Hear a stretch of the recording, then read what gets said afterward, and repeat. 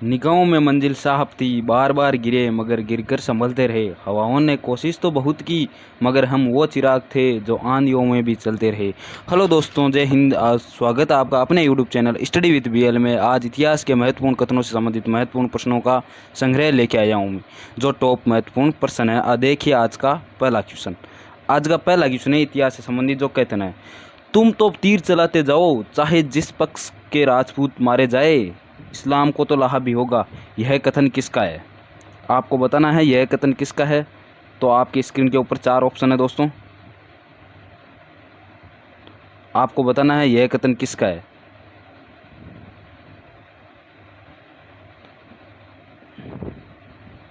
पहला option Badauni, second option Abdul Fazl, third option Asaf Khan, fourth option है मिहत्तर खां।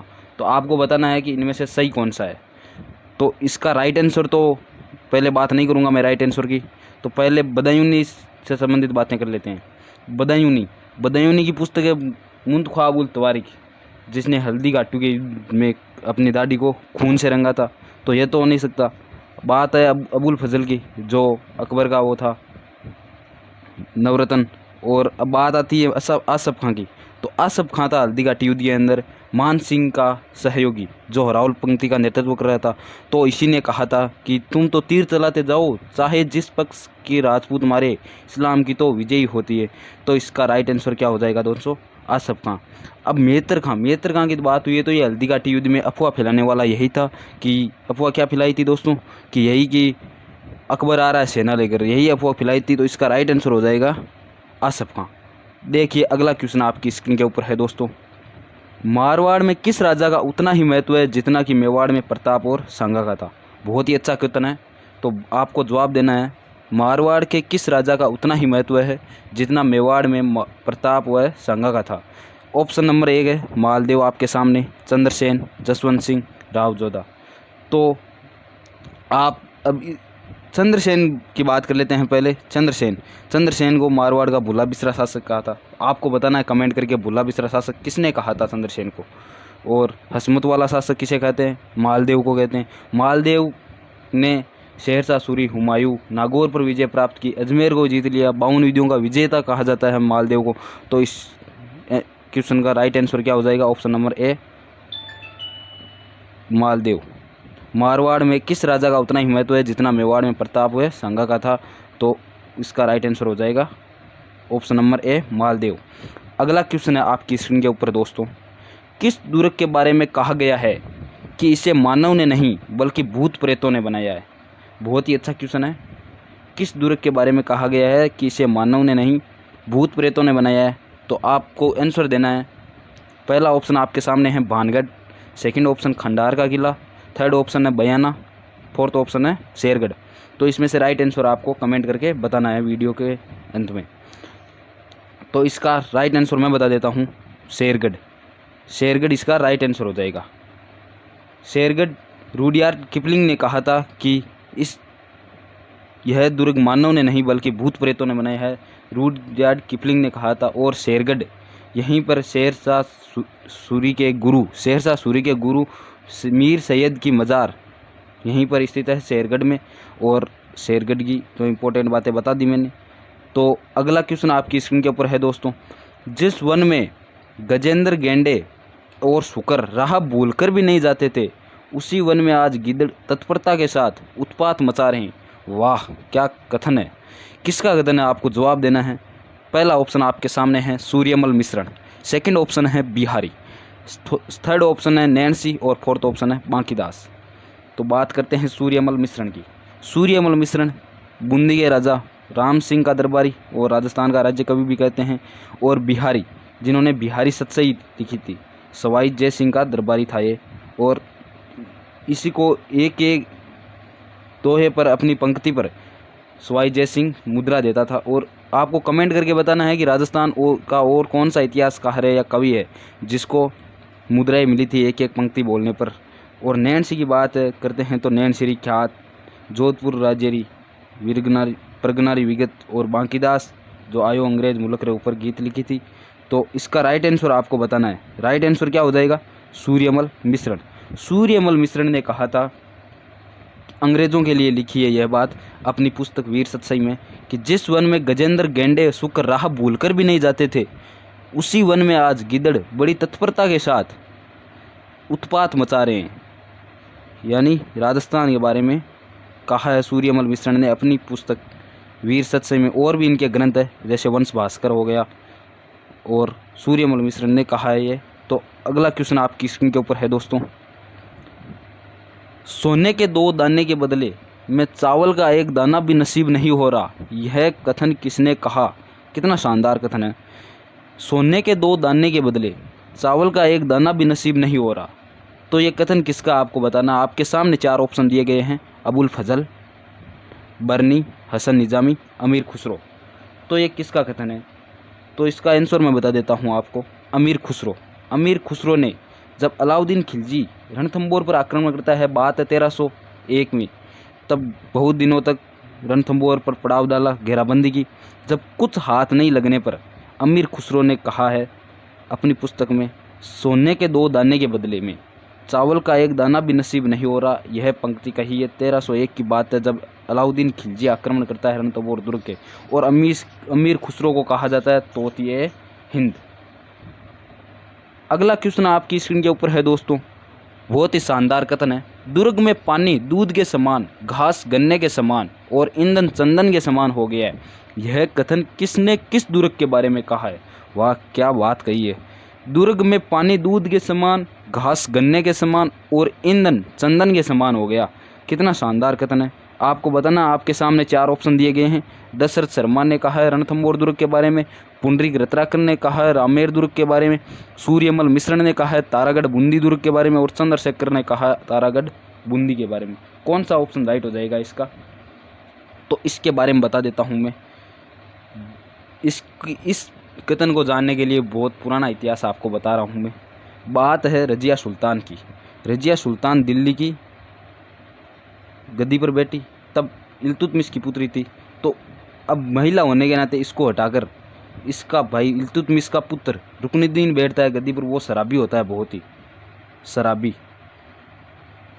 होने के कारण इसको किसी से मतलब नहीं है, ये फालतू का शासक माना जाता है दिल्ली का। और शराबी होने के कारण अब ये इधर उधर ध्यान नहीं देता है, तो इसका फ़ायदा उठाता है बाघभट्ट। आप सभी को पता है बाघभट्ट कौन होता है? हमीर का दादा, हमीर का दादा जैतर सिंह का पापा, हमीर के पापा जैतर सिंह। तो बाघभट्ट इसका फ़ायदा उठाकर रणथंबोर दुर्ग पर आक्रमण करता है, अटैक करता है। रणथंबोर दुर्ग पर अटैक करता है, तो रणथंबोर दुर्ग अटैक करने के लिए सेना लेकर आता है, तो देखता है कि मुस्लिम सैनिकों ने इस तरह से पहरेदारी कर रखी है इस दुर्ग की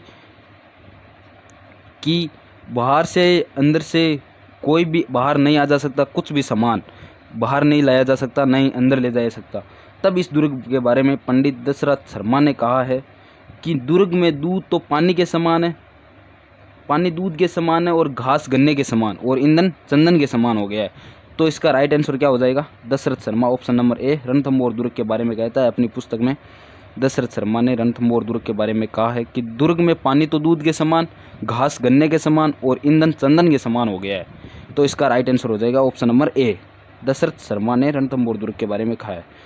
तो अगला क्वेश्चन देखने से पहले आपने अगर इस चैनल पर नए हैं या फिर आपने इस चैनल को सब्सक्राइब नहीं किया है तो पहले सब्सक्राइब कीजिए और अपने दोस्तों के साथ भी शेयर कीजिए, ताकि वो भी जान सके इतिहास के महत्वपूर्ण कथन।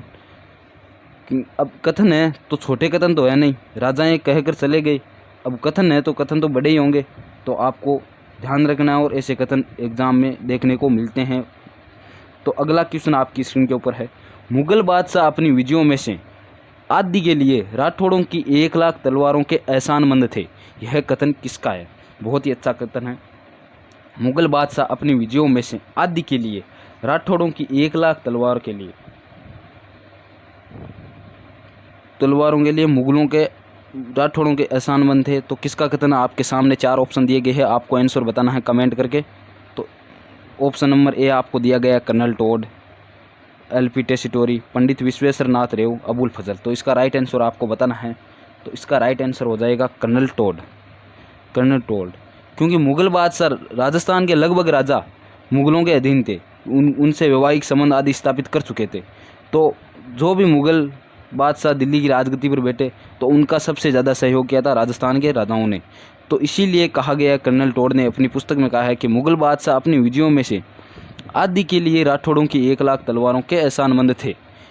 यही कथन कर्नल टोड ने कहा है अपनी पुस्तक ने। अगला क्वेश्चन आपकी स्क्रीन के ऊपर है दोस्तों।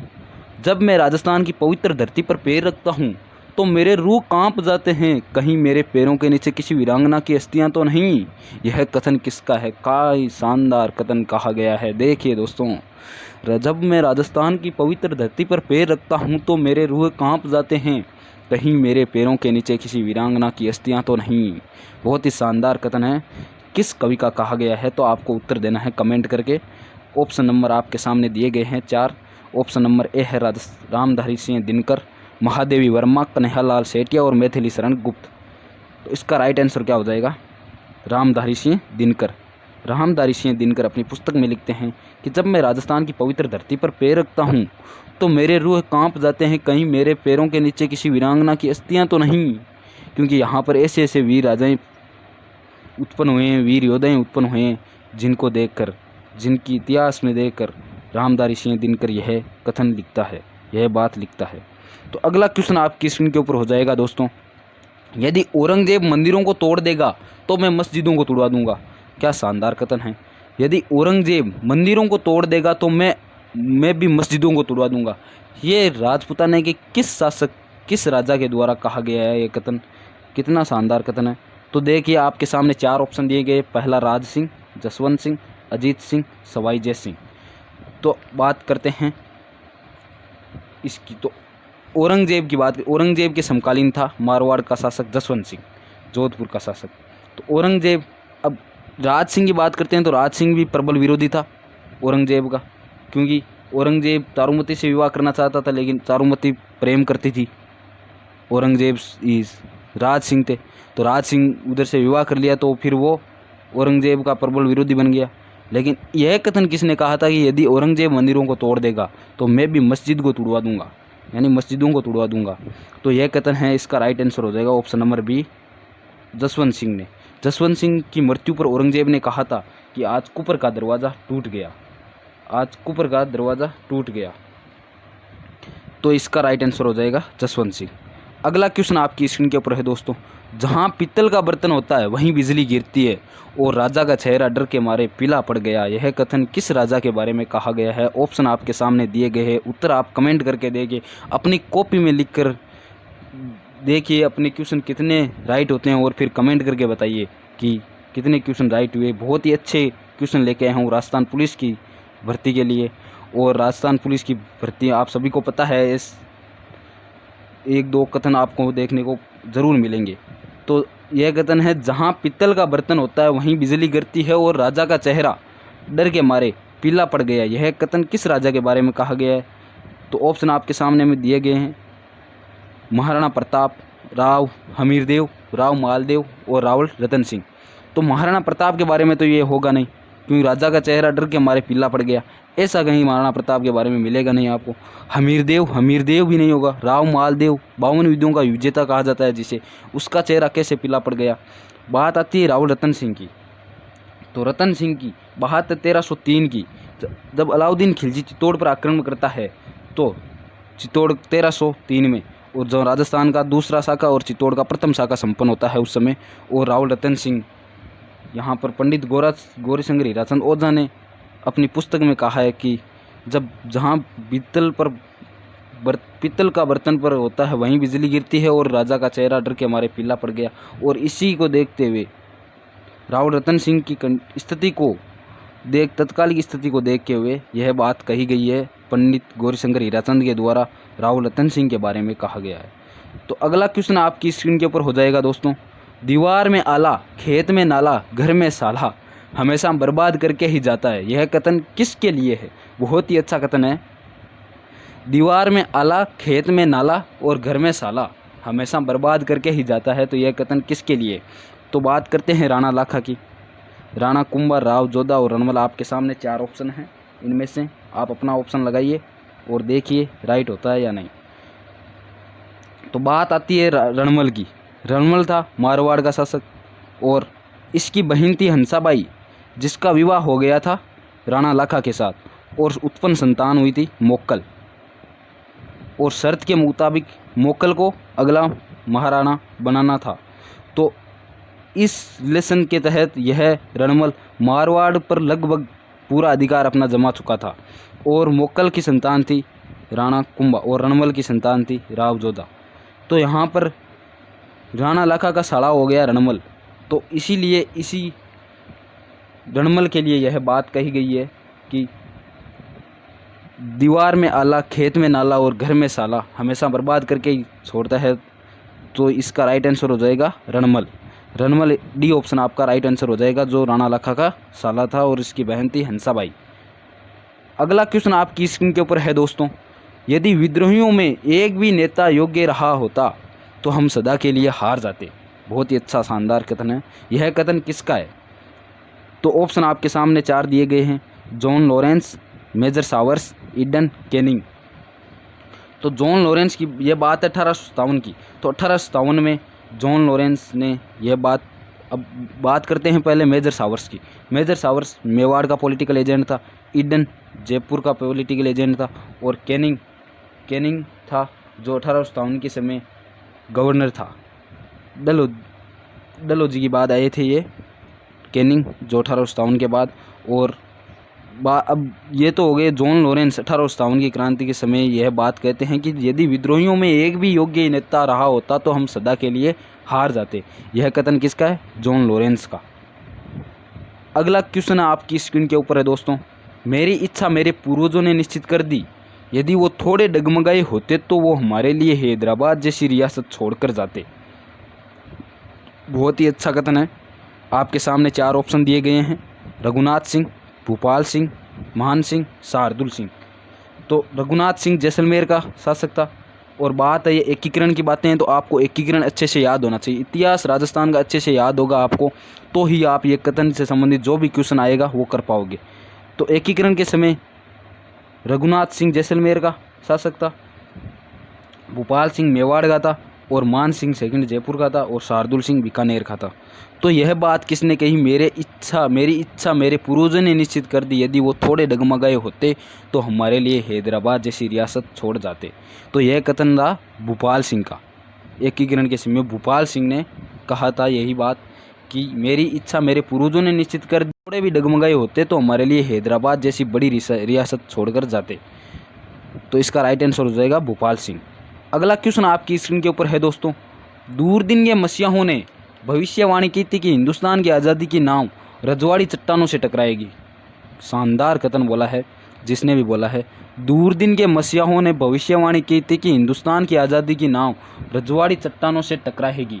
तो ऑप्शन आपके सामने 4 दिए गए हैं, सरदार पटेल, चाचा नेहरू, वीपी मेनन और मान सिंह सेकंड। तो बात करते हैं सरदार पटेल की। सरदार पटेल एकीकरण के समय रियासती विभाग का गठन किया गया था और उनका अध्यक्ष सरदार पटेल था। चाचा नेहरू, जिनकी याद में 14 नवंबर में बाल दिवस मनाया जाता है। और बात आती है मान सिंह सेकंड की। तो मान सिंह सेकंड जिनकी पोलो खेलते हुए मृत्यु हुई थी और एकीकरण के समय जयपुर का राजा मान सिंह सेकंड था। और वीपी मेनन, जिनको रियासती विभाग का सचिव बनाया गया था, और यह बात भी इन्हीं ने कही थी कि दूरदीन के मसीहों ने भविष्यवाणी की थी कि हिंदुस्तान की आज़ादी की नाव रजवाड़ी चट्टानों से टकराएगी, राजपूती शासकों से टकराएगी अगर हिंदुस्तान की आज़ादी चाहिए तो यह बात किसने कही है? वीपी मेनन ने। अगला क्वेश्चन आपकी स्क्रीन के ऊपर है दोस्तों, ये लोग देशपति ठाकुर है जो सभी हिमालय से गले हुए निकले अर्थात निकम्मे सिद्ध हुए। वाह, शानदार कथन कहा है जिसने भी कहा है। ये लोग देशपति ठाकुर है जो सभी हिमालय से गले हुए निकले अर्थात निकम्मे सिद्ध हुए। यह कथन किसका है? तो आपके सामने 4 ऑप्शन दिए गए हैं, गोपीनाथ शर्मा, कर्नल टोड, दशरथ शर्मा और सूर्यमल मिश्रण। और ये बात है निकम्मे सिद्ध हुए। आपको पता चल गया होगा कब की बात है, ये 1857 की बात है, क्रांति के संदर्भ में किसने कहा है? तो आपको कमेंट करके बताना है गोपीनाथ शर्मा की पुस्तक का क्या नाम था। आपको कमेंट करके बताना है गोपीनाथ शर्मा की पुस्तक का क्या नाम था। बात करते हैं कर्नल टोड की, जिन्हें राजस्थान का इतिहास का पिता कहा जाता है, जनक कहा जाता है, दशरथ शर्मा। और सूर्यमल मिश्रण राजस्थान के राज्य कवि। तो 1857 की क्रांति के संदर्भ में सूर्यमल मिश्रण ने यह बात कही थी कि ये लोग देशपति ठाकुर निकले जो सभी हिमालय से गले हुए निकले निकम्मे सिद्ध हो गए अर्थात। तो ये 1857 की क्रांति के समय राम सिंह के दरबारी कवि थे सूर्यमल मिश्र, जिन्होंने अपनी पुस्तक वीर सतसई में यह बात लिखी है। और भी इनके ग्रंथ है महत्वपूर्ण, वंश भास्कर हो गया, जैसे सतीरासो हो गया। अगला क्वेश्चन आपकी स्क्रीन के ऊपर है दोस्तों, यदि राजस्थान के राजाओं के देशभक्त क्रांतिकारियों का नेतृत्व प्रदान किया होता तो स्वतंत्रता संग्राम के इतिहास कुछ और ही होता। शानदार कथन है, सही बात कही है। यदि राजस्थान के राजाओं के देशभक्त क्रांतिकारियों का नेतृत्व प्रदान किया होता तो स्वतंत्रता संग्राम के इतिहास कुछ और ही होता। तो यह कथन किसका है? आपके सामने 4 ऑप्शन दिए गए हैं, सावर्स, कैनिंग, पैट्रिक लॉरेंस और पिचार्ड। तो बात करते हैं सावर्स की, जो मेवाड़ के पॉलिटिकल एजेंट थे 57 की क्रांति के समय। कैनिंग जो 1857 के समय गवर्नर थे, गवर्नर जनरल। पैट्रिक लॉरेंस जो एजीजी थे राजस्थान के, और इनका भाई था हेनरी लॉरेंस, जिनको आगरा भेज दिया गया, आगरा का एजीजी बना दिया गया था। और पिचार्ड थे, ये बात किसने कही थी? पिचार्ड ने। इसका राइट आंसर हो जाएगा डी, पिचार्ड ने बख्तावर सिंह, तुम्हें हमारे ऊपर विश्वास नहीं रहा, बख्तावर सिंह ने इनको यह कहा था। तब इन्होंने यह बात कही थी कि यदि राजस्थान में राजाओं देशभक्त क्रांतिकारियों का नेतृत्व किया होता तो स्वतंत्रता संग्राम का इतिहास कुछ और ही होता। क्योंकि नसीराबाद छावनी से जो जंग छिड़ी थी उसमें एक वीर था बख्तावर सिंह, जिसने कहा था कि क्या आपका हमारे ऊपर से विश्वास उठ गया? तो ऐसे ऐसे वीर थे। तो यह कथन किसका है? पिचार्ड का। इसका राइट ऑप्शन हो जाएगा पिचार्ड, ऑप्शन नंबर डी। अगला क्वेश्चन आपकी स्क्रीन के ऊपर है, तो देखिए आप वीडियो के अंत तक देखिए, बने रहिए, क्योंकि कथन आपके सामने मैं ऐसे लेकर आ रहा हूँ कि आपको 100% आपको मिल ही जाएगा, कथन का क्वेश्चन एग्ज़ाम में देखने को मिल ही जाएगा। तो ये क्वेश्चन है, अंग्रेज़ों ने अपनी शपथ भंग की है, उन्हें यह अपेक्षा नहीं करनी चाहिए कि भारतीय अपनी शपथ का अनुपालन करेंगे। तो यह किस समय की गई है? यही जो 1857 की क्रांति चल रही थी। तो इसके आपके सामने 4 ऑप्शन दिए गए हैं, कुशाल सिंह चंपावत, हीरालाल शास्त्री, बख्तावर सिंह और मोहम्मद अली बेग। बात करते हैं कुशाल सिंह चंपावत, तो यह तो होंगे नहीं, क्योंकि यह तो उस समय चेलावास और बिथोड़ा के युद्ध में बिजी थे, जो युद्ध इन्होंने जीता था। और हीरालाल शास्त्री की बात करते हैं तो यह नीमच छावनी से थे, मोहम्मद अली बेग। और बख्तावर सिंह, तो बख्तावर सिंह होगा नहीं। तो यह बात किसने कही थी? ये दोनों नीमच छावनी से थे, लेकिन यह बात किसने कही थी कि अंग्रेज़ों ने अपनी शपथ भंग की, उन्हें यह अपेक्षा नहीं करनी चाहिए कि भारतीय अपनी शपथ की अनुपालना करेंगे। तो यह बात कही थी मोहम्मद अली बेग ने। मोहम्मद अली बेग ने कर्नल एबोट को कहा था। अच्छा, नीमच छावनी की बात हुई, तो नीमच छावनी में विद्रोह कब शुरू हुआ? तो आपको याद होना चाहिए 3 जून को विद्रोह शुरू हो गया था नीमच में। और नीमच छावनी में मोहम्मद अली बेग और हीरालाल शास्त्री के नेतृत्व में हुआ था। और मोहम्मद अली बेग ने यह कथन कहा था कर्नल एबोट को कि अंग्रेज़ों ने अपनी शपथ भंग की है, उन्हें यह अपेक्षा नहीं करनी चाहिए कि भारतीय भी अपनी शपथ का अनुपालना करेंगे। जब उनको कर्नल एबोट शपथ दिला रहे थे तब की बात है ये। अगला क्वेश्चन आपकी स्क्रीन के ऊपर है दोस्तों, यदि अनुयायी होने का अर्थ उसके लिए जीवन का बलिदान करना है तो मैं तो अपनी जान पहले से ही हथेली पर लेकर घूम रहा हूँ। यह कथन किसका है? तो यह कथन आपको बताना है, और आपके सामने 4 ऑप्शन दिए गए हैं, कल्याणमल, राय बाटी, मान सिंह प्रथम, जसवंत सिंह। आपको इसका आंसर देना है। तो कल्याणमल बीकानेर का शासक था, राय बाटी जैसलमेर का था, मान सिंह जयपुर का था, और जसवंत सिंह औरंगजेब के समय था, जिसने औरंगजेब के समय ये राजपूताना के शासक थे। और औरंगजेब ने जसवंत सिंह की मृत्यु पर कहा, आप सभी को पता है, जसवंत सिंह के याद आ गया जसवंत सिंह से कि आज कुपर का दरवाज़ा टूट गया, औरंगजेब ने इसकी मृत्यु पर कहा है। बात आती है मान सिंह प्रथम की, क्यों जो आमेर के शासक थे, जयपुर के शासक थे, वो सदा के लिए गुलाम थे मुग़लों के। पहले इन्होंने मुग़लों की अधीनता स्वीकार कर ली थी। तो मान सिंह को जब यह कहा गया कि आप दीन ए इलाही धर्म स्वीकार करो, परमात्मा से मिलन होगा आपका, तो मान सिंह को यह कहा गया। तो मान सिंह ने कहा कि यदि ऐसे परमात्मा से मिलन होता, तो यदि ऐसे अनुयायी होने का अर्थ होता है तो उसके लिए जीवन का बलिदान करना है। तो मैं अपनी जान तो पहले से हथेली पर लेकर घूम रहा हूँ, क्योंकि उनके लिए जो बार बार युद्ध में उनका सहयोग करना, मान सिंह के द्वारा यह बात कही गई थी। और मान सिंह अकबर ने इसे फरजंद की उपाधि थी, बेटे के समान। और मान सिंह राजपूताने का सबसे बड़ा मनसबदार था, जिसको 7,000 की मनसबदारी प्रदान की गई थी। अगला क्वेश्चन आपकी स्क्रीन के ऊपर है दोस्तों। राजस्थान में ऐसा कोई छोटा सा भी राज्य नहीं है जिसमें थर्मोपोली जैसी रणभूमि न हो और शायद ही ऐसा नगर मिले जहां लियोनिडास जैसा वीर पुत्र उत्पन्न हुआ।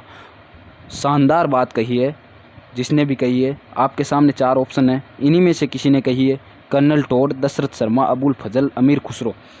इनमें से किसने कही कि राजस्थान में ऐसा कोई छोटा सा भी राजा नहीं है, क्षेत्र नहीं है जिसमें थर्मोपोली जैसी रणभूमि न हो और शायद ही ऐसा नगर मिले जहां लियोनिडास जैसा वीर पुत्र उत्पन्न न हुआ हो। तो यह बात किसने कही, आपको बताना है कमेंट करके। तो बात करते हैं कर्नल टोड की। कर्नल टोड ने हल्दी घाटी के युद्ध को मेवाड़ की थर्मोपोली कही है। इससे भी आप याद रख सकते हैं कि इसका आंसर कर्नल टोड हो जाएगा। लेकिन आपको एक बात बता देता हूं मैं, हल्दी घाटी युद्ध को हल्दी घाटी का युद्ध नाम देने वाला भी कर्नल टोड ही है। कर्नल टोड राजस्थान के इतिहास के पिता, जनक जिन्हें कहा जाता है, जो कि थर्मोपोली युद्ध की बात हुई तो थर्मोपोली, वैसे रियल में थर्मोपोली युद्ध कहाँ हुआ था तो आपको बता देता हूँ मैं। फारसी और यूनानी सैनिकों के मध्य हुआ। फारसी सैनिक था जरेक्स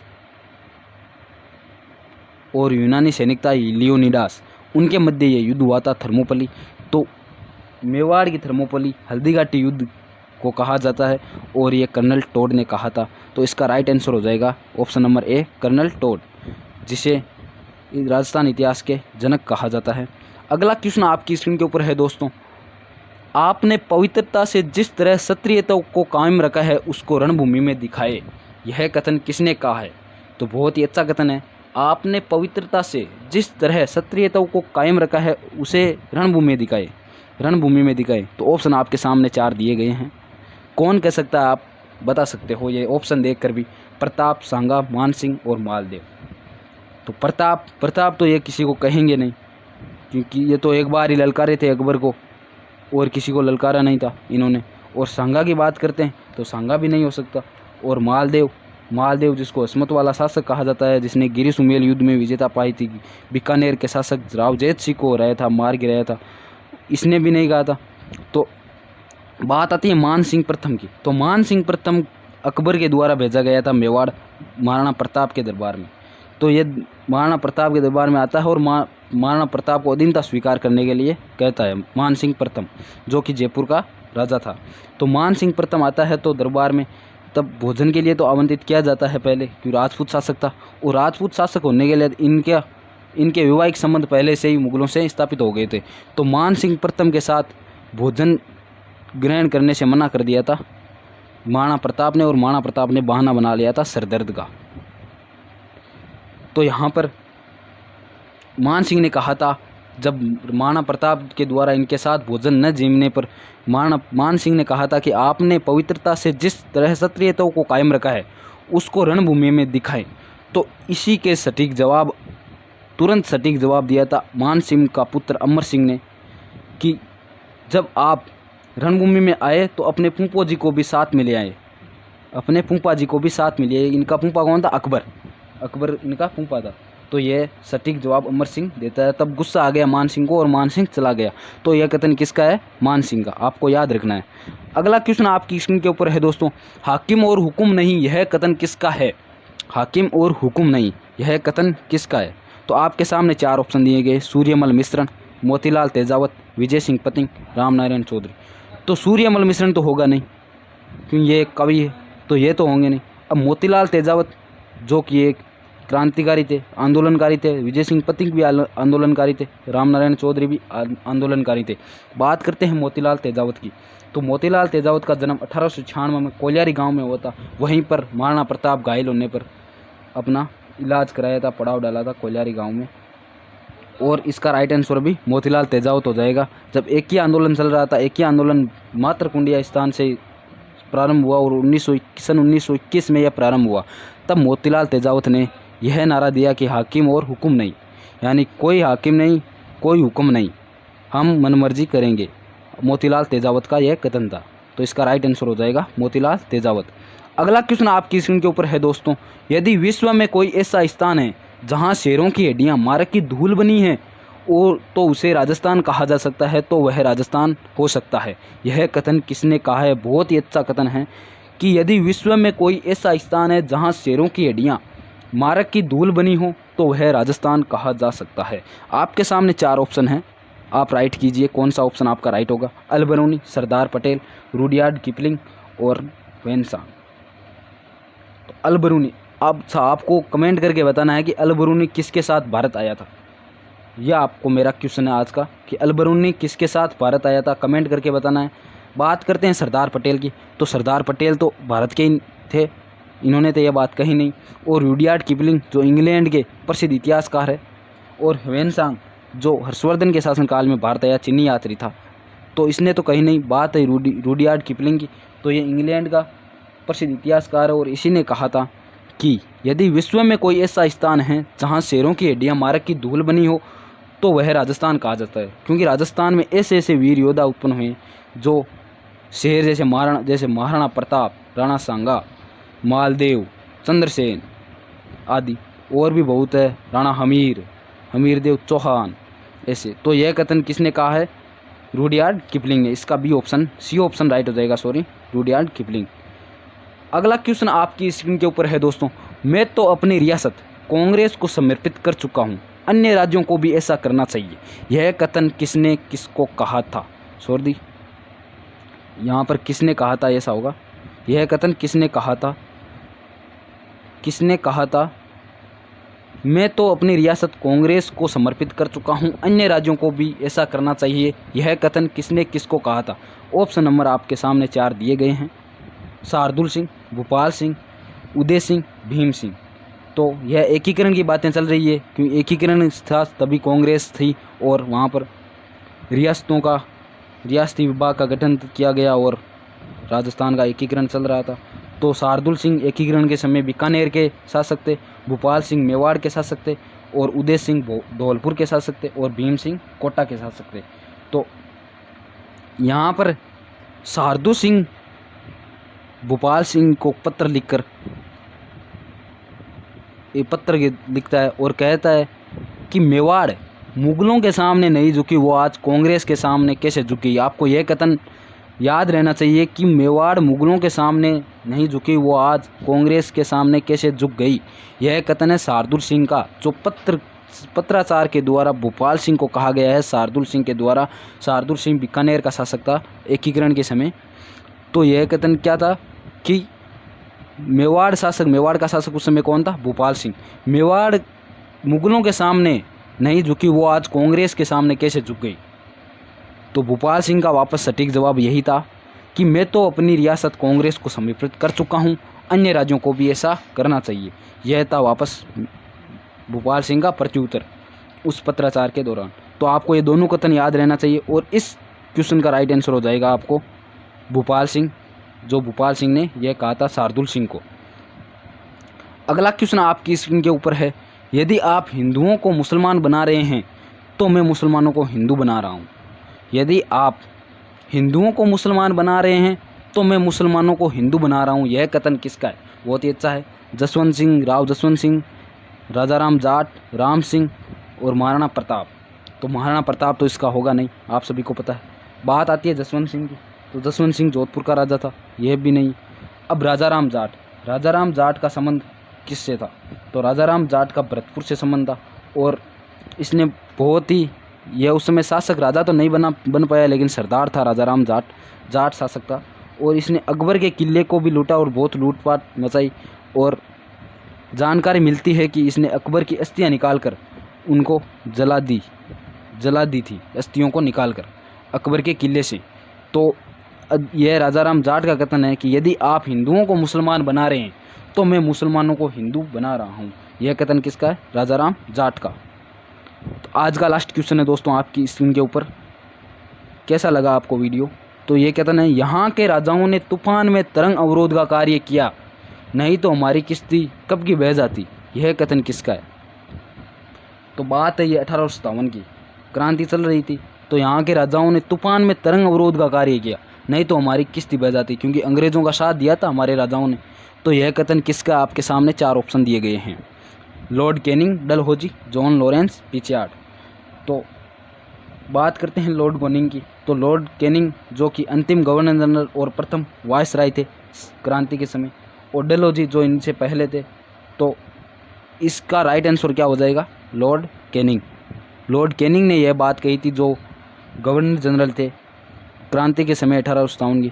इन्होंने कहा था कि यहाँ के राजाओं ने तूफान में तरंग अवरोध का कार्य किया, नहीं तो हमारी किश्ती कब की बह जाती। बहुत ही अच्छा कथन है, और कथन है तो कथन तो बड़े ही होंगे, आप सभी को पता है। एक कथन अब वो बोल कर चले गए तो आप हमें तो याद करना ही पड़ेगा अब। तो इसका राइट आंसर हो जाएगा ऑप्शन नंबर ए, लॉर्ड कैनिंग का यह कथन है, यहाँ के राजाओं ने तूफान में तरंग अवरोध का कार्य किया, नहीं तो हमारी किश्ती कब की बह जाती। तो आज का ये लास्ट क्वेश्चन था। आपको उम्मीद करता हूँ कि आपको ये वीडियो अच्छा ही लगा होगा। अच्छा लगा है तो उन दोस्तों के साथ भी शेयर कीजिए जिनको अभी तक कथनों के बारे में कुछ पता नहीं है। तो वीडियो के अंत तक बने रहने के लिए थैंक यू। और ये था पार्ट फर्स्ट, और बहुत ही जल्द मैं पार्ट सेकंड लेकर आने वाला हूँ। तो अपने दोस्तों के सभी के साथ शेयर कीजिए और चैनल को सब्सक्राइब भी कीजिए यदि आपने सब्सक्राइब नहीं किया है। थैंक यू दोस्तों।